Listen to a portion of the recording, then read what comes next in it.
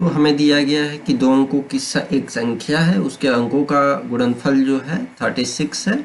और यदि संख्या में से 45 हम घटा देते हैं तो उसके अंक जो है आपस में बदल जाते हैं। तो आपस में बदलने का मतलब क्या होता है कि अगर इकाई का दो अंकों की संख्या है तो उसमें इकाई का अंक होगा और दहाई का अंक होगा। तो जब हम क्या करेंगे, जब हम उसमें से 45 घटाएंगे तो क्या होगा, दहाई का अंक जो है इकाई के अंक पे हो जाएगा और इकाई का अंक जो है वो दहाई के अंक पे हो जाएगा। तो आइए हम पहले ऑप्शन को हम डिस्कार्ड करने की कोशिश करेंगे। तो यहाँ से 8 इंटू 4 कितना होगा, 32 होगा। तो ये 36 के इक्वल नहीं है, तो ऑप्शन ए हमारा क्या होगा, रॉन्ग हो जाएगा। फिर से 73 को देखेंगे तो 21 आएगा, तो ये भी ऑप्शन रॉन्ग हो जाएगा। फिर से 49 को देखेंगे तो 49 के लिए यहाँ पे जो है 36 हो रहा है, लेकिन यहाँ पे समस्या क्या है कि हमें 45 फिर से आगे भी देखना है कि नेक्स्ट हमारा जो है कंडीशन क्या है। तो जब हम 49 में से 45 को जब हम घटाएंगे तो ये आपका आंसर 4 आएगा, जो कि 94 के इक्वल नहीं आ रहा है, क्योंकि कंडीशन हमारा क्या दिया गया है कि अंक जो है आपस में बदल जाते हैं। तो इसके लिए क्या करेंगे, तो ये भी ऑप्शन हमारा क्या हो जाएगा, रॉन्ग हो जाएगा। तो यहाँ पे कोई भी ऑप्शन सही नहीं है, तो ऑप्शन ई हमारा करेक्ट आंसर होगा। लेकिन हम इसको सॉल्व कैसे करेंगे, तो यहाँ से तो आप 15 सेकेंड में मान कर चलिए कि आपने सही आंसर टिक कर दिया, लेकिन करेक्ट आंसर क्या होगा, तो करेक्ट आंसर के लिए हमें सॉल्व करना पड़ेगा। तो सॉल्व हम कैसे करेंगे, तो हम मानेंगे कि इकाई का जो अंक है हमारा, इकाई का अंक हमने क्या मान लिया कि x है, सॉरी y हम मान लेते हैं, ठीक है। और दहाई का अंक सपोज करिए कि हमने x मान लिया। तो संख्या क्या होगा, तो संख्या हमारा दो अंकों की संख्या इस प्रकार से हम लिखेंगे 10x प्लस y के फॉर्म में। यह दो अंकों की संख्या है। तो अब आपको यहीं पे बता दें, सपोज करिए कि अगर 3 अंकों की संख्या होती तो हम जो है सपोज करिए कि जो सैकड़ा वाला अंक है वो क्या है, जेड है। तो हम कैसे संख्या लिखते, तो हम संख्या को इस प्रकार से लिखते हैं 100 into Z plus 10 into X plus Y. तो ये 3 अंकों की संख्या कहलाती। लेकिन हमें दिया गया है 2 अंकों की संख्या, तो 10x प्लस वाई हो गया। अब कंडीशन यहाँ पे क्या है कि जो है इकाई का अंक और दहाई का अंक का जो है गुणनफल कितना दिया गया है, x into Y, x into Y, ये क्या है 36 दिया गया है। तो इक्वेशन 1 हो गया, एक इक्वेशन हमारे यहाँ से बन गया।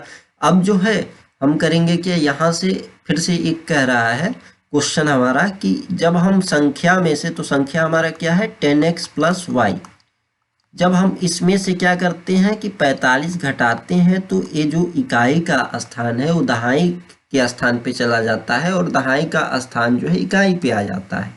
तो यहाँ से जो है 10 इंटू क्या हो जाएगा, y हो जाएगा एंड प्लस x हो जाएगा। तो ये नया संख्या हमें मिल गया। तो अब आप इसको जब सॉल्व करेंगे तो ये हो जाएगा 10x minus X plus Y minus 10y, यह किसके इक्वल हो गया, 45 के इक्वल हो गया। तो यहाँ से 9x माइनस 9y ये किसके इक्वल हो गया, 45 के इक्वल हो गया। अब 9 से आप डिवाइड कर देंगे तो x माइनस वाई किसके इक्वल हो जाएगा, 5 के इक्वल हो जाएगा। तो ये हमारा इक्वेशन 1 बना, सॉरी 1 हम पहले मान चुके हैं, तो ये हमारा इक्वेशन क्या हो जाएगा, 2 हो जाएगा। तो इन दोनों इक्वेशन को हम सॉल्व करेंगे। तो सॉल्व करने के लिए हम क्या करेंगे, ये जो हमारा दूसरा इक्वेशन है उसमें किससे मल्टीप्लाई कर दें, x से सपोज करिए कि हम मल्टीप्लाई कर रहे हैं। तो यहाँ से जो है इक्वेशन 2 कैसा हमारा बनेगा, X square minus X into Y into 5x। तो एक्स वाई का वैल्यू कितना है, 36 है। तो ये कितना हो जाएगा, एक्स स्क्वायर माइनस 36, या किसके इक्वल हो जाएगा, 5x। तो x square minus 5x minus 36 यह किसके इक्वल हो जाएगा, 0 के इक्वल हो जाएगा। देन यह क्या होगा, एक्स स्क्वायर माइनस जो है 36 एंड देन 9x, जब इसका हम जो है गुणनखंड करेंगे तो ये 9x प्लस 5x 9 एंड 4 हो जाएगा। 9x plus 4x minus 36 equal किसके हो जाएगा, 0 के इक्वल हो जाएगा। तो x कॉमन करेंगे तो x minus 9 and plus 4 common करेंगे तो x माइनस 9। तो यहाँ से जो है x minus 9 and x plus 4 equal किसके हो जाएगा, 0 के इक्वल हो जाएगा। तो यह जो है x minus 9 and x plus 4, तो यहाँ से x का जो है दो वैल्यू मिलेगा हमें, x इक्वल टू 9 हो जाएगा एंड x प्लस 4 जब इक्वल होगा 0 के तो यहाँ से x इक्वल टू माइनस 4 होगा। ठीक है, तो यहाँ से हमें दो संख्या मिलेगी, एक तो हमें 9 मिला और एक माइनस 4 मिला। तो पहला कंडीशन हम लेके चलते हैं कि सपोज करिए कि हमारा जो है संख्या जो है दहाई का अंक जो है 9 है, तो इकाई का अंक क्या होगा। तो इकाई के अंक के लिए हमें दिया गया है यहाँ से x इंटू वाई क्या है, 36 दिया गया है। तो यहाँ से जो है x का वैल्यू जब हम इसमें सब्स्टिट्यूट करेंगे तो ये आपको मिलेगा क्या, y equal to 36 divided by x, then x का वैल्यू क्या है, 9 है। तो यहाँ से क्या मिलेगा, यहाँ से 4 मिल जाएगा आपको। तो यहाँ से y का जो वैल्यू है वो 4 मिल गया। तो यहाँ से जो संख्या हमें मिलेगी वो क्या मिलेगी, संख्या हमारी है 10x प्लस वाई। तो 10 इंटू एक्स क्या है, 9 है एंड y क्या है, 4 है। तो ये 90 प्लस 4 यह क्या हो जाएगा, 94। लेकिन इस यहाँ से हमें x की दो वैल्यू मिली है, तो यहाँ से भी y का वैल्यू हम निकालेंगे। तो यहाँ से जब y का वैल्यू निकालेंगे तो हमें क्या मिलेगा, x into Y equal to 36 है, तो यहाँ से y का जो वैल्यू मिलेगा वो 9 माइनस 9 मिलेगा। ठीक है, तो जब ये -9 मिलेगा तो यहाँ से संख्या हमें क्या मिलेगी, यहाँ से जो संख्या है वो 10 इंटू -4 प्लस -9। तो यहाँ से -40 -9 ये क्या हो जाएगा आपका, -49। देखिए कितना छोटा सा यहाँ पे मिस्टेक है, मतलब ऑप्शन बनाने में, कि यहाँ पे अगर माइनस रहता है ना तो यही ऑप्शन सही हो जाता। लेकिन यहाँ पे जो है देखिए, तो हमें दो संख्या मिली, एक 94 मिला और एक -49 मिला। तो यही दो संख्या होगा जो इस कंडीशन को जो है सेटिस्फाई करेगा। तो नेक्स्ट क्वेश्चन हम देखते हैं। यहाँ पे कह रहा है कि 2 वर्ष पहले ए की आयु जो है के व्युत्क्रम और अब से 2 वर्ष बाद उसकी आयु के व्युत्क्रम का योग जो है 2/3 है, तो ए की वर्तमान आयु क्या है। तो हम इसको ऑप्शन से ना करके हम डायरेक्टली सॉल्व करते हैं, या फिर आप ऑप्शन से भी चेक कर सकते हैं। तो माना कि हम पहले क्या मानेंगे कि एक्स ए की जो आयु है वो कितना है, एक्स है, एक्स वर्ष। तो 2 वर्ष पहले उसकी आयु कितनी होगी, 2 वर्ष पहले x में से हम 2 घटा देंगे तो इतना वर्ष हो जाएगा x-2। और जो है 2 वर्ष बाद कितना होगा, केवल हमें जो है क्वेश्चन जो दिया गया है उसी के अकॉर्डिंग चलते जाना है।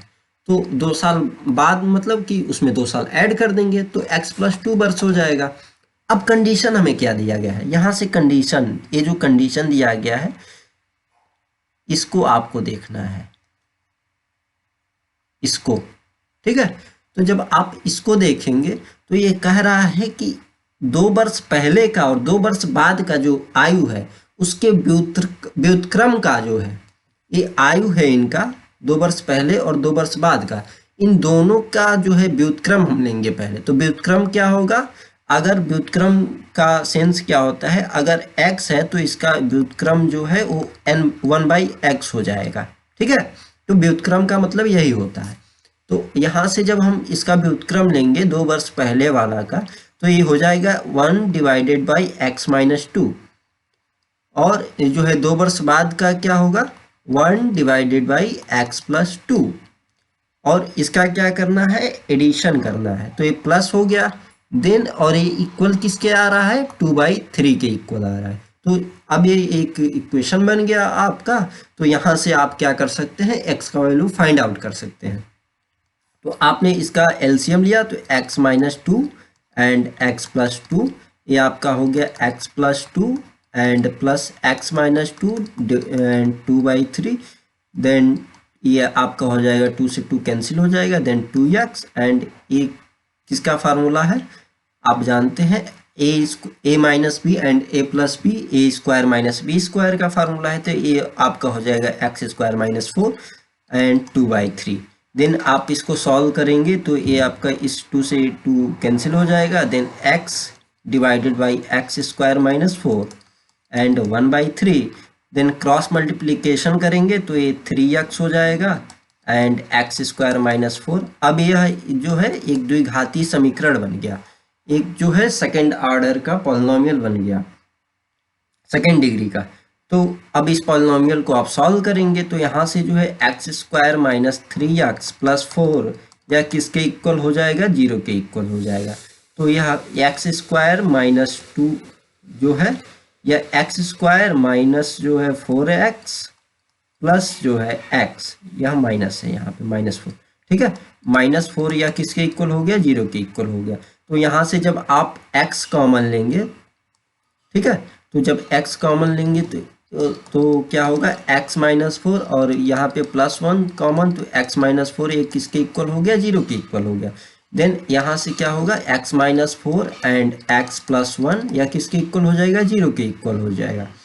फिर से अब जो है आप क्या करेंगे, इसको 0 के इक्वेट करेंगे, तो x -4 इक्वल किसके हो गया, 0 के, तो यहाँ से जो है x इक्वल टू 4 आ गया, एक हमें मिला। और जब x प्लस 1 इक्वल टू 0 करेंगे तो x इक्वल टू -1 हो जाएगा। तो यहाँ से x का जो वैल्यू है वो 4 आ रहा है और एक जो वैल्यू आ रहा है वो -1 आ रहा है। तो पहले हम इसको देखते हैं। सपोज करिए कि क्या किसी व्यक्ति की आयु जो है वो -1 हो सकती है, क्या इस धरती पे ऐसा प्राणी एग्जिस्ट करेगा कि हम उसका कह दें कि भाई तुम्हारी आयु जो है -1 साल है, मतलब कि उसका जन्म भी नहीं हुआ और उसका जन्म से जो है 1 साल पहले हम बता रहे हैं, तो ये जो है संभव नहीं है, ठीक है, तो ये ऑप्शन नहीं होगा। तो यहाँ से हमारा जो करेक्ट ऑप्शन होगा वो x इक्वल टू 4 होगा। तो यहाँ पे जो है सी ऑप्शन जो है करेक्ट होगा, ठीक है। अब आप यहाँ पे सपोज करिए कि आप ऑप्शन को चेक करेंगे, तो ऑप्शन में बस यही आपको करना है कि यहाँ पे सपोज करिए कि पहला जो है 5 दिया गया है और फिर से जो है क्या इसका 2 साल पहले का निकालिए, वही सेम इसी कंडीशन, यही कंडीशन बनेगा आपका। इसको आप वेरीफाई करते चले जाएंगे तो आप देखेंगे कि ऑप्शन जो है सी वो करेक्ट आंसर होगा। तो नेक्स्ट क्वेश्चन है हमारा कि एक पिता की उम्र जो है उसके पुत्र की उम्र की 5 गुनी है, ठीक है। तो हम सपोज पहले हम मानते हैं कि पुत्र की उम्र जो है कितना है हमारा, x है, या फिर आप पहले ऑप्शन से हम देखते हैं, ठीक है। यह कह रहा है कि पुत्र की उम्र क्या है, x है, और जो है पिता की उम्र जो है पुत्र की उम्र की क्या है, 5 गुनी है। तो पिता की उम्र कितनी है, 5 गुनी है, तो ये 5x हो गया। लेकिन 15 वर्षों बाद, लेकिन जो है 15 वर्षों बाद ये जो उसके पुत्र की 15 वर्षों के बाद जो है पिता की उम्र, 15 वर्ष बाद पिता की उम्र कितनी हो जाती है, अपने पुत्र की उम्र की 2 गुनी रह जाएगी। तो 15 वर्ष बाद पुत्र की उम्र कितनी होगी, पुत्र की उम्र पहले x था तो x से 15 साल बाद इतना हो जाएगा, और 15 साल बाद ये कह रहा है कि उसका पुत्र का उम्र, मतलब कि यह उम्र जो 15 वर्ष बाद हो रहा है इसका जो है वो दुगुना हो जा रहा है पिता की उम्र। तो यहाँ से 2x 2 इंटू एक्स प्लस 15 हो जाएगा इसका उम्र, ये जो पिता का उम्र है, ठीक है, दोगुना हो जाता है। तो पिता की उम्र क्या है, तो यहाँ से सबसे पहले आप करेंगे क्या कि ऑप्शन से पहले हम देखते हैं, क्योंकि सॉल्व करने में ज़्यादा टाइम लगेगा। तो ऑप्शन पहले हम चेक करेंगे। तो यहाँ से पिता की उम्र सपोज करिए कि 20 है, तो पुत्र की उम्र कितनी होगी?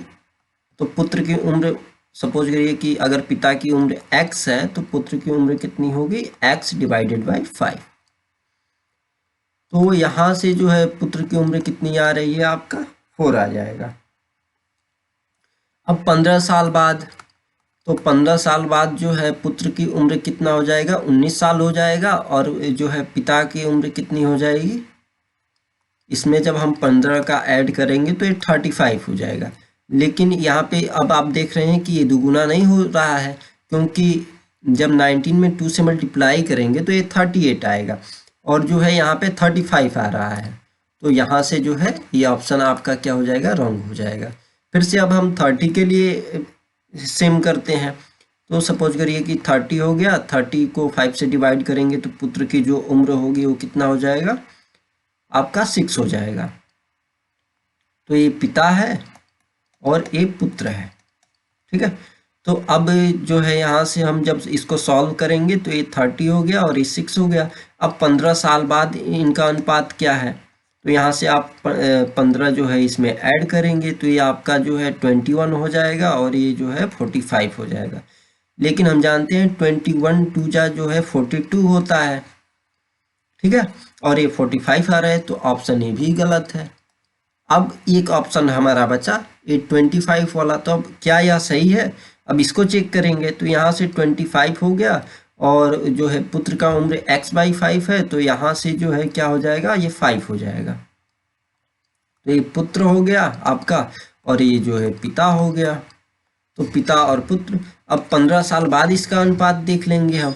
तो यहाँ से जो है ये 0 हो जाएगा और ये 40 हो जाएगा और यहाँ से जो है ये 20 हो जाएगा। और यहाँ पे आप देख रहे हैं कि यह एग्जैक्ट 2 साल, मतलब 15 साल बाद ये दुगुना हो जा रहा है, ठीक है। तो यहाँ से जो है क्योंकि 22 जा जो है 40 होता है, तो ऑप्शन बी जो है हमारा वो राइट आंसर होगा। लेकिन जो है हमें अभी करना क्या है यहाँ पे? अभी हम एक फॉर्मल तरीका जो हमारा होता है सॉल्व करने का उसको हम देखेंगे।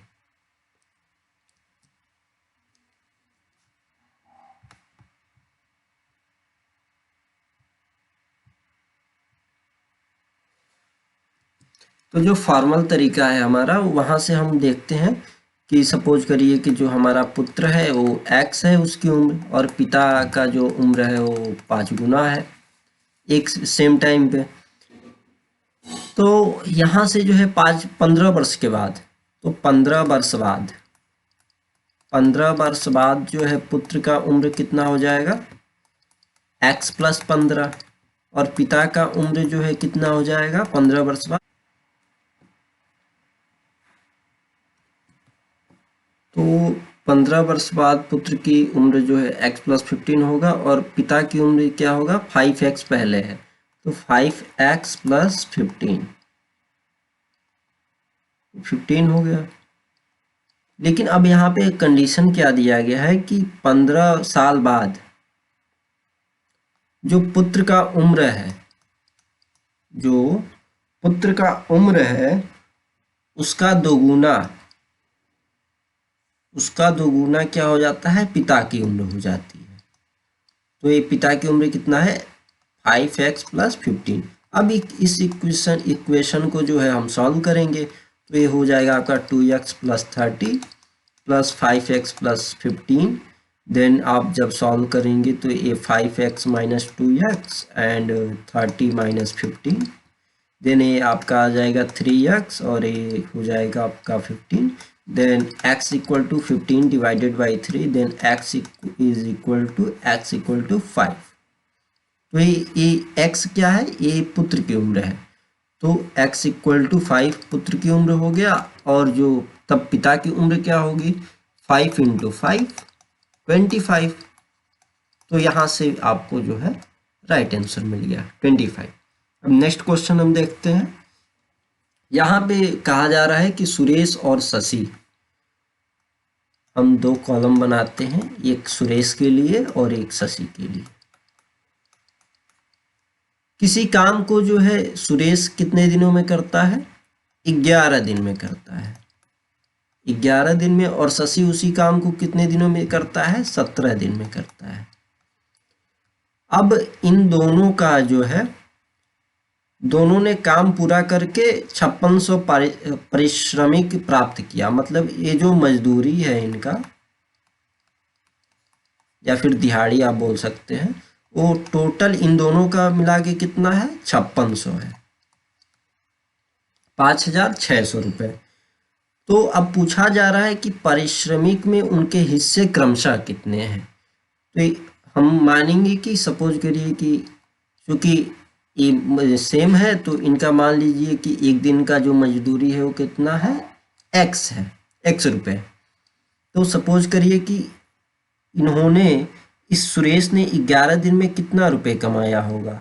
11 दिन में x से मल्टीप्लाई कर देंगे तो 11x हो जाएगा। और शशि ने कितने दिनों में कितना कमाया होगा पैसा? तो 17 से मल्टीप्लाई कर देंगे तो ये 17x हो जाएगा। अब इनका जो मजदूरी है, दोनों का जो पैसा है, उसको जब हम कलेक्ट किए तो कितना हुआ? 5600 हो गया। तो इसको हम ऐड कर देंगे तो ये 5600 हो जाएगा। तो इसको जब आप सॉल्व करेंगे तो ये आपका कितना मिलेगा? x का वैल्यू आपको यहाँ से मिलेगा। तो x का वैल्यू यहाँ से कितना हो जाएगा? ये 28 हो जाएगा। देन ये जो है 5600, देन x का वैल्यू जब आप इसको डिवाइड करेंगे 28 से तो ये आपका हो जाएगा 28 2 जा 56, देन एक 200। तो एक दिन का जो मजदूरी है वो 200 रुपये है। तो यहाँ से सुरेश ने कितना कमाया? सुरेश का जो पारिश्रमिक होगा उसको हम 200 से मल्टीप्लाई कर देंगे तो ये 2200 रुपये सुरेश को मिलेगा। किसे मिलेगा? सुरेश को। तो सुरेश की हिस्सेदारी कितनी हुई? 2200 रुपये। अब शशि का हिस्सेदारी कितना होगा? तो 17 दिन ये काम किया है तो 17 दिन का इसका हो जाएगा। तो ये आपका हो जाएगा 3400 रुपये इसका, किसका? शशि का। तो यही इनका जो है पारिश्रमिक होगा। नेक्स्ट क्वेश्चन हमारा है कि एक परीक्षा में कुल अभ्यर्थियों का जो है 37.5%, यानी 37.5%। 37.5% क्या है? छात्राएं हैं। यहाँ पे हम लिख दे रहे हैं छात्राएं, मतलब कि गर्ल्स हैं। और बॉयज कितने हैं?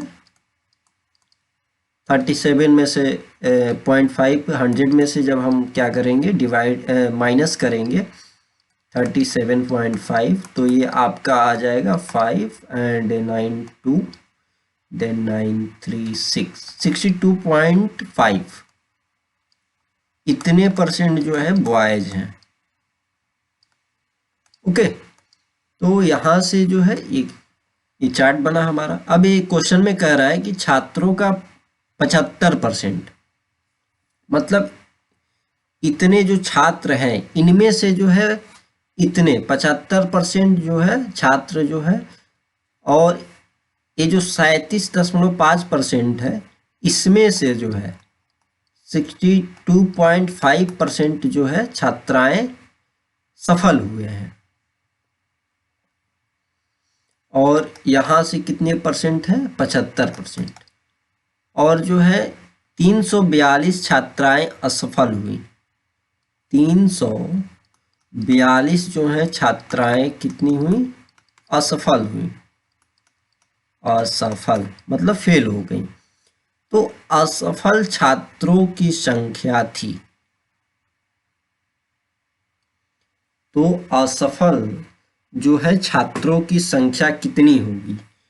तो सबसे पहले हमारा टारगेट होगा कि उस जो है क्लास में, सपोज करिए ये हमारा क्लास है, ठीक है। तो हमने माना कि इसमें जो है x बच्चे हैं, तो x बच्चों में जो है लड़के भी हैं और लड़कियां भी हैं, ठीक है।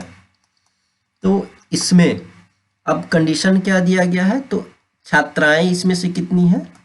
मतलब टोटल लड़के और लड़कियां। तो यहाँ से आप एक ऐसे बना सकते हैं, और यहाँ से ये लड़कियां हो गई। देन x का जो है कितना? 62.5%, मतलब 62.5%। तो ये आपका हो जाएगा x इंटू 62.5 डिवाइडेड बाई 100, इतने जो है लड़के हैं और लड़कियां कितनी हैं 37.5% है। तो x इंटू 37.5 डिवाइडेड बाई 100 इतनी लड़कियां हैं। अब ये एक संख्या बन गया आपका, ठीक है। अब इसको जो है हम दो कैटेगरी में डिवाइड करेंगे, एक जो है पास कितने हुए और एक जो है फेल कितने हुए, और यहां से भी निकालेंगे कि पास कितने हुए और फेल कितने हुए। तो जब आप इसको निकालेंगे तो यहाँ पे दिया गया है कि जो हमारी छात्राएं हैं वो 342 है, और जिसमें से पास कितनी हुई है, तो ये जो है 62.5% जो है छात्राएं पास हुई हैं, और फेल कितनी हुई है 342। तो अब यहाँ से आप देखेंगे कि ये जो फेल का जो परसेंटेज है वो कितना है छात्राओं में। तो यहाँ से आप देख रहे हैं कि इतना तो पास हो गई हैं, तो यहाँ से जो फेल कितनी हुई 37.5% जो है लड़कियां जो है फेल हो गई, और वह संख्या कितना है 342 के इक्वल है। तो सपोज करिए कि ये जो y है, y लड़कियां हैं इस क्लास में, तो y लड़कियों का जो है 37.5% जो है लड़कियां वो किसके इक्वल है 342 के। तो जब आप इसको सॉल्व करेंगे तो यहां से जो है वैल्यू आपको क्या मिलेगा, तो जब ये 342 इंटू 100 हो जाएगा और डिवाइड करेंगे 37.5 से, तो यहाँ से y जो है वो वैल्यू मिला 912। तो इतनी लड़कियां हमें मिली। इस क्लास में कितनी लड़कियां हैं 912, तो इतनी लड़कियां हैं। तो अब लड़के कितने हैं, तो अब यहाँ से आप देख रहे हैं कि ये जो लड़कियां हैं यहाँ से 912 लड़कियां हैं, और इनका परसेंटेज जो है वो 37.5% है। तो अब x हमारा निकलेगा यहाँ से, तो x इंटू जो है 37.5% यानी कि 100 से डिवाइड कर देंगे तो 912 हो जाएगा। तो x कितना होगा 912 00 एंड 37.5 से जब हम डिवाइड करेंगे इसको, तो ये आपका आ जाएगा आंसर कितना आएगा आपका, तो ये इतनी छात्राएं हमारी हैं, तो ये आपका 24 पॉइंट समथिंग आएगा। तो सपोज करिए कि इतनी जो है छात्राएं हैं, ओके 912 एंड 37.5 से जब आप डिवाइड करेंगे इसको, तो ये आपका आ जाएगा 24 एंड 32, तो 24 एंड 32, ओके। तो इतने जो है छात्र हमारे हैं 2432।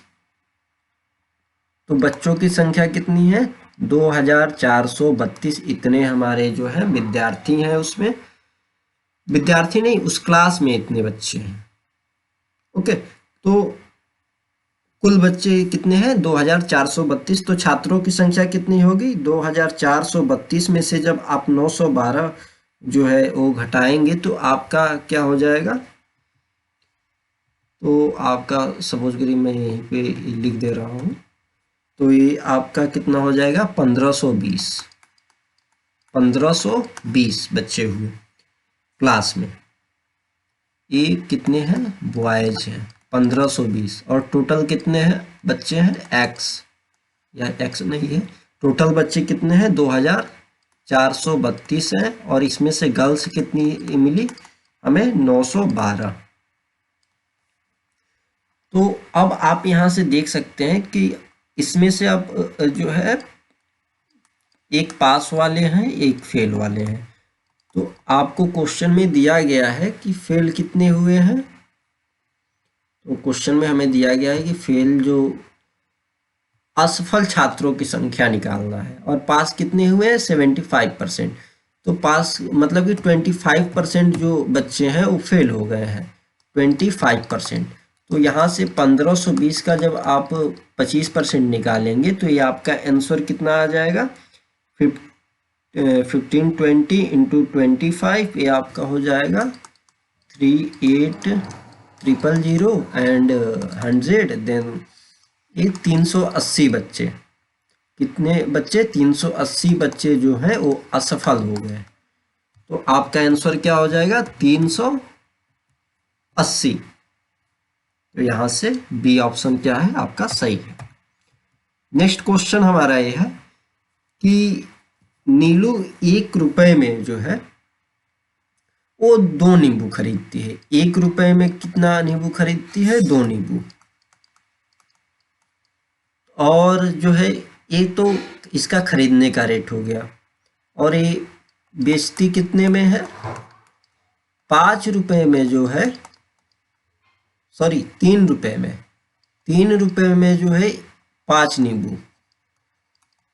तो अब यहाँ से हम क्या करेंगे, 1 नींबू का पहले निकालेंगे। 1 नींबू इसको कितने रुपए में मिला, तो 1 रुपए में 2 नींबू मिल रहा है, तो 1 नींबू 1/2, देन 0.5 रुपए में मिला इसको। और फिर से जो है ये खरीदने का रेट है, खरीदी एंड बेची। तो अब बेचने का इसका क्या रेट है, 1 नींबू का, तो 1 नींबू का रेट अब यहाँ से 3/5, तो ये कितना हो गया, 0.6 रुपये। अब यहाँ से जो है ये परसेंटेज में पूछ रहा है, तो लाभ प्रतिशत हमें निकालना है। तो लाभ क्या होगा इसका, विक्रय मूल्य माइनस क्रय मूल्य। ओके, तो 1 नींबू का लाभ इसको कितना मिला, 0.6 माइनस 0.5 एंड तो ये कितना हो जाएगा, 0.1 हो जाएगा। तो 1 नींबू बेचने पर उसे जो है 0.1 रुपए का क्या हो रहा है, लाभ हो रहा है। तो और हम जानते हैं फार्मूला लाभ प्रतिशत निकालने का। लाभ प्रतिशत बराबर क्या होता है, लाभ कितना हुआ और जो है इसका जो है क्रय मूल्य कितना है, क्रय मूल्य इंटू 100। तो लाभ इसको कितना हुआ 0.1 का, और क्रय मूल्य इसका कितना है 0.5 का, और इसको मल्टीप्लाई कर देंगे 100 से, तो ये आपका हो जाएगा 10 एंड 0.5 देन 100 एंड 5 देन 20%। तो ये आपका आंसर सी इसका जो है करेक्ट आंसर हो जाएगा। देन एक क्वेश्चन है, एक विद्यालय में जो, तो क्वेश्चन हमारा ये है कि एक जो है विद्यालय है उसमें प्रत्येक विद्यार्थी या तो हिंदी या अंग्रेजी या दोनों लेते हैं। तो यहाँ पे कह रहा है कि हिंदी लेने वाले जो विद्यार्थी हैं वो 50.8% हैं, और जो इंग्लिश ले रहे हैं वो कितने हैं, 64.2% बच्चे इंग्लिश ले रहे हैं। और जो है कुल संख्या स्टूडेंट की कितनी है, स्टूडेंट कितने हैं, 500 है। ओके, तो 500 चूंकि स्टूडेंट है, और इसमें तो हम पहले क्या करेंगे, हिंदी कितने बच्चे लिए, हिंदी कितने बच्चों ने लिया, तो 500 इंटू 50.8 एंड डिवाइडेड बाई 100। तो ये आपका कितना आ जाएगा, 500 इंटू 50.8, तो ये आपका आ जाएगा 254। ओके, देन आप क्या करेंगे इसको, अब इंग्लिश वाले बच्चों की संख्या निकालेंगे। तो इंग्लिश वाले बच्चे कितने हो गए आपके पास, 64.2%। तो जब आप इसको करेंगे, तो आप इसको जब सिंप्लीफाई करेंगे तो आपको मिलेगा 321। और जो है क्लास में कितने बच्चे हैं, 500 बच्चे हैं।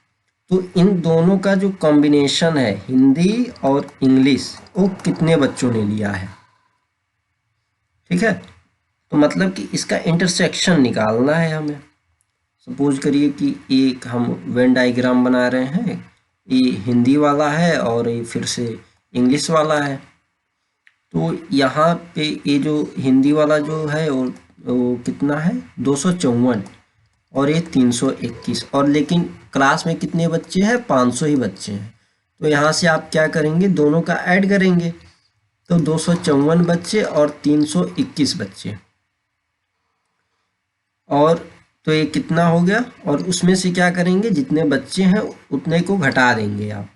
तो यहाँ से जो है आपको क्या मिलेगा, ये 254 एंड 321 ये किसके इक्वल हो जाएगा 575। Okay then 500। तो यहाँ से जो है 75 जो है बच्चे हिंदी और इंग्लिश जो है दोनों लेंगे। तो सी ऑप्शन हमारा क्या होगा, करेक्ट हो जाएगा। नेक्स्ट क्वेश्चन है कि एक फर्नीचर जो है वो विक्रेता जो है 30 कुर्सियों को बेचता है, उसको बेचने पर जो है उसको 6 कुर्सियों के विक्रय मूल्य के बराबर हानि होती है। तो हमें प्रतिशत हानि ज्ञात करना है। तो प्रतिशत हानि क्या होता है, लॉस, यह होता है loss divided by cost price into 100, यानी कि हानि और जो इसका क्रय मूल्य है और उसको जो है 100 से जो है मल्टीप्लाई कर देंगे। तो ये हमारा क्या मिलेगा, प्रतिशत हानि।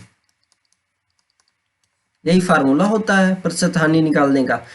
तो अब हम यहाँ पे करेंगे क्या कि 30 कुर्सियाँ हैं उसके पास, तो हम सपोज करते हैं कि वो एक कुर्सी कितने में बेचा, एक कुर्सी का जो दाम है उसका सपोज करिए कि x रुपए है, तो 30 कुर्सियाँ बेच रहा है, तो 30 कुर्सी का दाम कितना हो जाएगा 30x।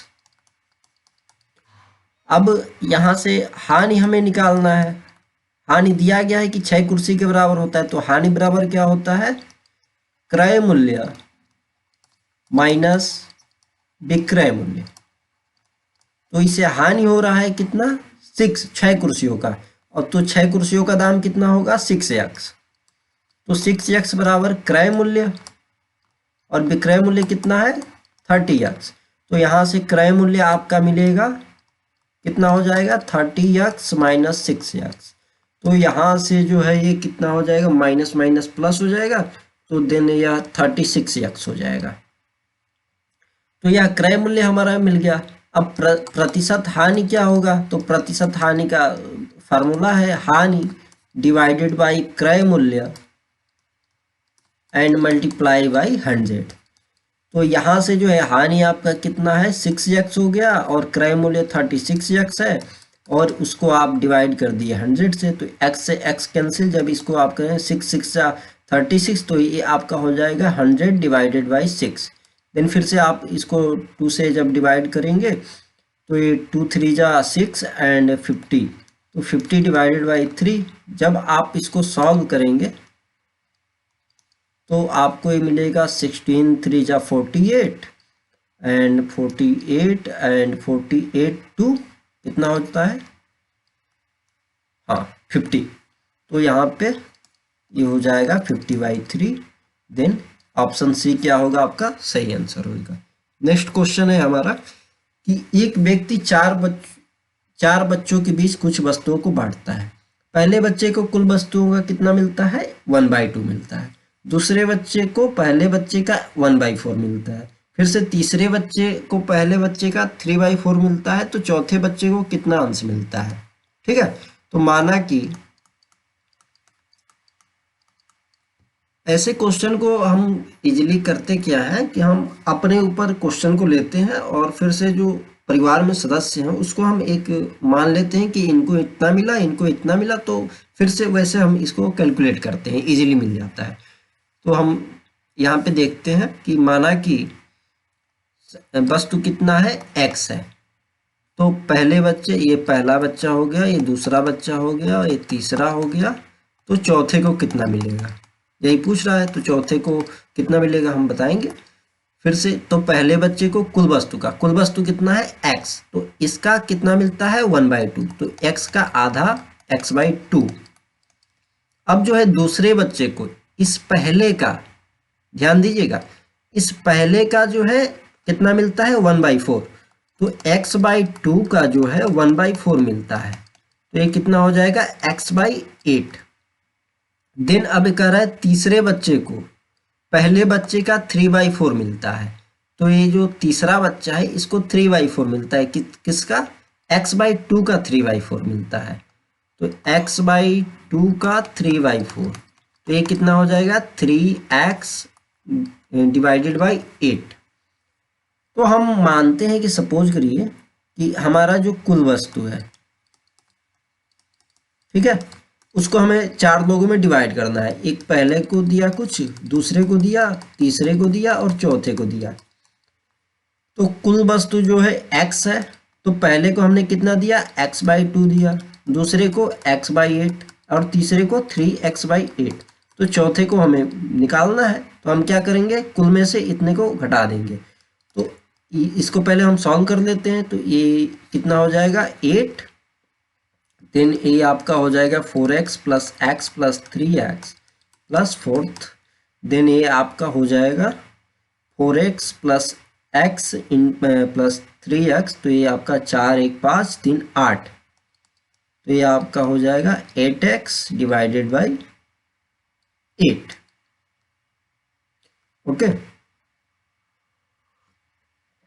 तो ये डिवाइडेड बाई 8 हो जाएगा, देन ये x हो गया तो 1/4। तो यहाँ से जो है चौथे बच्चे को कितना मिलेगा x एंड x कैंसिल हो जाएगा, तो फोर्थ का जो जो हिस्सा होगा वो आप यहाँ से देख सकते हैं कि ये 0 मिलेगा आपको,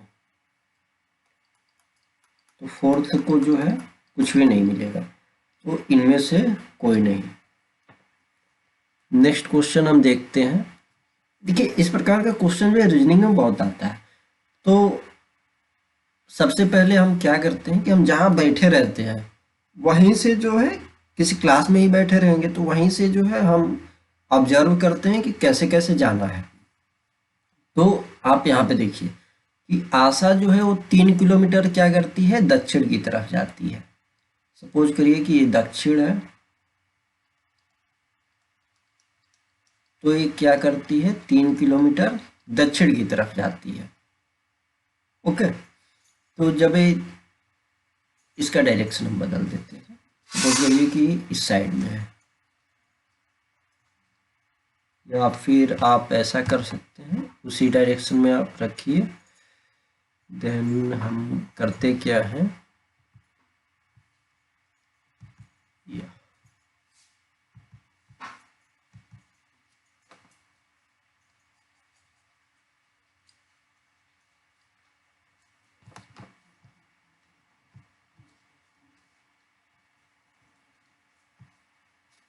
हाँ, तो हम करते क्या है, आशा जो है वो 3 किलोमीटर किस डायरेक्शन में चली दक्षिण में।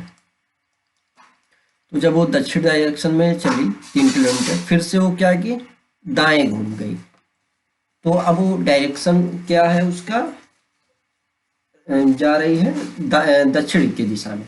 तो दक्षिण की दिशा में जो है फिर से अब उसे दाएं मुड़ना है, तो दाएं जब हम ऐसे हम जब खड़े होंगे दक्षिण साइड में, तो हम देखेंगे कि हमारे दाहिने जो है वो पश्चिम दिशा पड़ेगा। ठीक है, तो यहाँ से जब ये 2 किलोमीटर चलती है, जब मुड़ती है दाएं, तो कौन सी दिशा आती है पश्चिम दिशा आती है, ये जो है पश्चिम दिशा आती है। फिर से जो है अब हम पश्चिम की तरफ जा रहे हैं, तो पश्चिम की तरफ जा रहे हैं और फिर से दाएं मुड़ना है हमें, तो 3 किलोमीटर चलना है, दाएं मुड़कर 3 किलोमीटर। तो जब हम दाएं पश्चिम से जाएंगे तो दाएं कौन सा साइड पड़ेगा, उत्तर साइड पड़ेगा, तो ये जो है उत्तर साइड हो गया। अब जो है ये कह रहा है कि 3 किलोमीटर दाएं मुड़कर ये चलती है और अपने बाएं मुड़ जाती है, और फिर से क्या करती है अपने बाएं मुड़ जाती है। तो मतलब ये 3 किलोमीटर वो सीधा चली, फिर से बाएं उसके कौन सा होगा, बाएं जो है वो पश्चिम साइड होगा। तो ये जब बाएं मुड़ी तो कौन सा दिशा हुआ, पश्चिम दिशा। और सीधा चलना शुरू करती है, तो वह किस दिशा में चल रही है? तो यहाँ से आंसर क्या होगा हमारा? पश्चिम। फिर से एक बार देखते हैं इसी क्वेश्चन को कि यह 3 किलोमीटर क्या है कि वो दक्षिण दिशा में चली।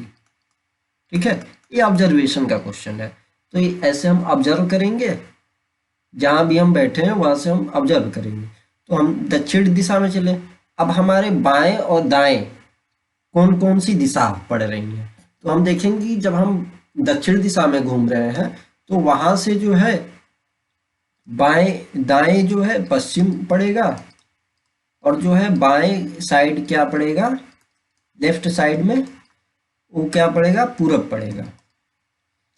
फिर से अब एक कह रहा है कि दाएं मुड़कर, तो यानी कि अब पश्चिम दिशा में चली गई। अब हम फिर से यहाँ पे देखेंगे कि ये बाएं मुड़ेगी कि दाएं मुड़ेगी। ओके, तो ये वाला तो कैंसिल हो गया। फिर से अब इधर जाएंगे, तो जब ये पश्चिम जा रही है तो फिर से क्या कर रही है? दाएं मुड़ रही है। तो दाएं मुड़ रही है, तो यहाँ से जो है जो पश्चिम की तरफ हम जाएंगे तो दाएं साइड दाहिने साइड जो है वो क्या पड़ेगा? उत्तर दिशा पड़ेगा, या जो है उत्तर पड़ेगा, और बाएं साइड जो है वो दक्षिण दिशा पड़ेगी। तो फिर से अब ये कह रहा है दाएं, तो ये दक्षिण वाला कैंसिल हो जाएगा। फिर से हम उत्तर की तरफ चले। अब ये कह रहा है कि अब ये बाएं साइड मुड़ी दक्षिण उत्तर से, तो अब इसके बाएं और दाएं देखेंगे कि कौन सी दिशा पड़ रही है। तो इसके बाएं जो है कौन सी दिशा पड़ेगी? जब हम उत्तर की तरफ अपना जो है मुख करके हम चलेंगे सीधा, तो हम देखेंगे कि बाएं साइड जो है पश्चिम साइड है, पश्चिम दिशा है, और जो है दाहिने साइड क्या है? पूरब दिशा है। तो यहाँ से जो है पश्चिम साइड हमें मिला, पूरब नहीं मिला। तो यहाँ से ऑप्शन जो है बी क्या होगा? करेक्ट होगा। Thank you.